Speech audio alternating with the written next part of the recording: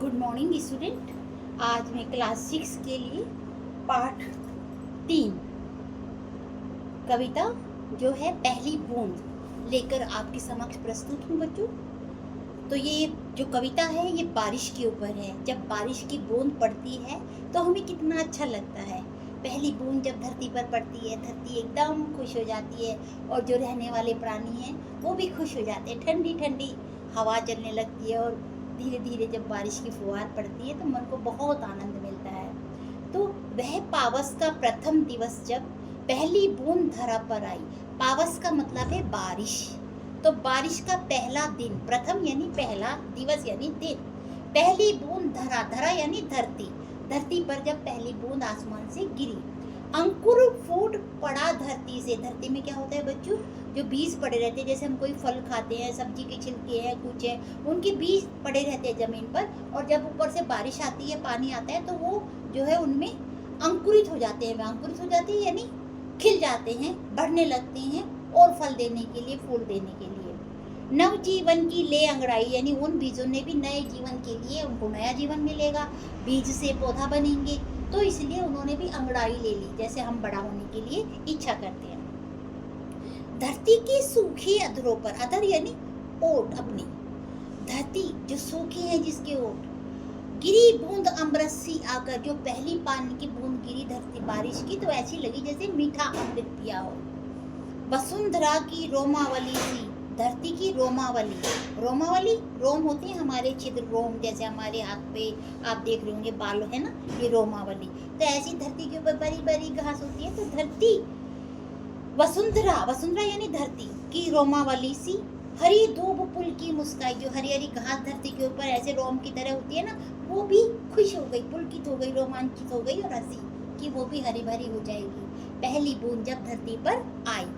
आसमान में उड़ता सागर है। सागर वैसे तो जमीन पर है, भारत के तीनों तरफ सागर ही है, समुद्र ही है ना बच्चों। तो एक तरफ बंगाल की खाड़ी, एक तरफ अरब सागर और नीचे हिंद महासागर। तो ऐसा लग रहा है आसमान भी सागर बन गया, नीले रंग का आसमान भी, जो पानी की बूंदे बरसा रहा है। लगा बिजलियों के स्वर्ण पर, जैसे लगा कि उसमें बिजली चमकती है ना जब बारिश होती है, तो ऐसे लगे सोने के पर निकल गए हो, पंख लग गए हो। बजा नगाड़े जगा रहे हैं और बादल घुमड़ घुमड़ के आवाज करते ना, ऐसा लग रहा है कोई धूम धूम धूम बाजे बज रहे हो, नगाड़े बज रहे हो बड़े बड़े। बादल धरती की तरुणाई, और बादल धरती की तरुणाई, ऐसा लग रहा है बादल धरती की युवा अवस्था पर खुश होकर नगाड़े बजा रहे हो। तरुण यानी युवा। पहली बूंद जब धरती पर आती है। नीले नयनों सा ये अंबर, ये अंबर यानी आसमान जिसके नेत्र कैसे हैं, नीले से, नीले, नयन यानी आंखें। काली पुतली से ये जलधर, जलधर, जलधर यानी बादल का पर्यायवाची है। तो ये बादल कैसे, जैसे आंखों की पुतली होती है ना काली, वैसे ये काले काले बादल घुमड़ रहे हैं आसमान में जब बारिश होती है। करुणा विगलित अश्रु बहाकर, सारे दुख गल गए हैं। जो दुख थे, परेशान थे, धरती पर रहने वाले लोग बिना बारिश के परेशान थे, वो सारे के सारे उनकी परेशानियां जैसे अब खत्म होने वाली है। जैसे किसान को चिंता होती है फसल की, तो आजकल तो बहुत साधन है, लेकिन पहले इतने साधन नहीं थे, तो वर्षा पर ही खेती निर्भर होती थी। तो सब खुश हो गए, सबके दुख करुणा गल गए हैं, दुख दूर बह गए हैं। धरती की चिर प्यास बुझाई, और धरती की लंबे समय, चिर यानी लंबे समय से आ रही जो प्यास थी, इच्छा थी, वो बुझ गई है यानी समाप्त हो गई है। बूढ़ी धरती शस्य श्यामला, जो धरती सूख कर बंजर सी हो रही थी, बूढ़ी सी हो रही थी, वो अब कैसी हो गई है, शस्य श्यामला यानी हरी भरी हो गई है। बनने को फिर से ललचाई, फिर से उसके मन में लालच आ गया कि वो हरी भरी हो जाएगी, फल फूलों से लद जाएगी। पहली बूंद धरा पर आई। पहली बूंद धरती पर जब पड़ती है तो सब खुश आज हो जाते हैं। आप लोग भी तो छाता लेकर घर से निकलते हैं छप छप कर कर। कुछ बच्चे बारिश में नहाना भी पसंद करते हैं और उन्हें सब बहुत बहुत अच्छा लगता है। तो बच्चों, इस कविता में धरती के सूखे अधरों पर पहली बूंद गिरने का अद्भुत दृश्य सामने आया है, और इसके जो साहित्यकार हैं, कवि हैं, गोपाल कृष्ण कौल हैं, और इन्होंने बच्चों के लिए देश प्रेम, प्रकृति और जीव जंतुओं से जुड़ी बहुत सी सुंदर कविताएं लिखी हैं बच्चों। तो ये पाठ हमें संकेत देता है कि हमें भी बादलों की तरह, आसमान की तरह, धरती की तरह सबकी सेवा में, परोपकार में लग जाना चाहिए। तो बच्चों इसमें है नीचे दिए गए प्रश्नों का सटीक उत्तर कौन सा है। सामने तारा बनाइए। कविता में नवजीवन की ले अंगड़ाई किसके लिए प्रयुक्त हुआ है। ऑप्शन दिए हैं बादल, अंकुर, बूंद, पावस। तो बच्चों इसमें अंकुर आएगा। अंकुर पे हम तारा बनाएंगे। नीली नयनों सा ये अंबर, काली पुतली से ये जलधर। काली पुतली क्या है। जलधर। जलधर यानी बादल। ओके। तो बारिश के बारे में आप अपने दोस्तों से भी चर्चा बातें कर सकते हैं कि वे क्या क्या करते हैं। ठीक है। अब ये कविता की पंक्तियां हैं जिनका अर्थ क्या है।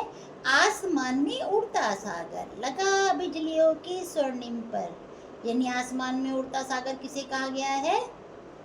बादलों को, जो इधर से उधर हवा के जरिए उड़ रहे हैं।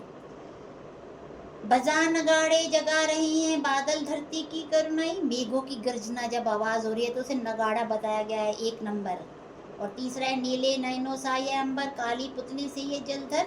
यानी आसमान को कहा गया है बच्चों। तो 3 का 4 से मिलान करेंगे।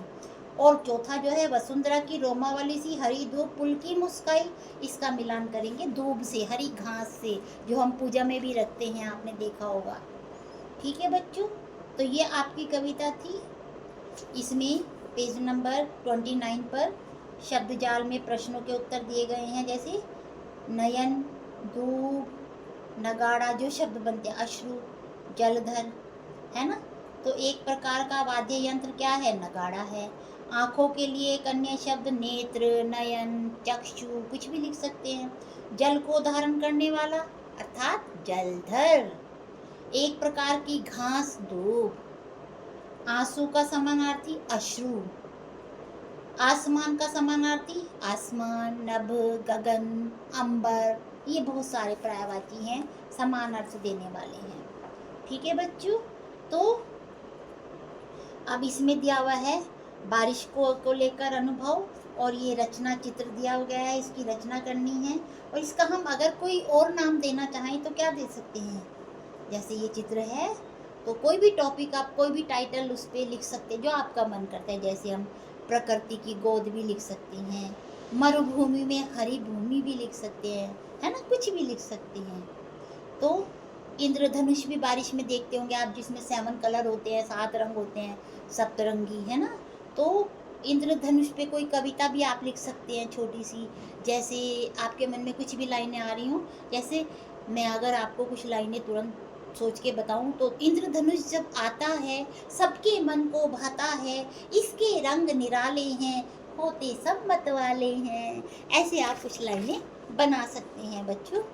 तो इस अयोध्या सिंह उपाध्याय जी की कविता भी इसमें दी हुई है। जो निकलकर बादलों की गोद से थी अभी एक बूंद कुछ आगे बढ़ी, सोचने फिर यही मन में लगी, क्यों घर छोड़कर मैं यो बढ़ी।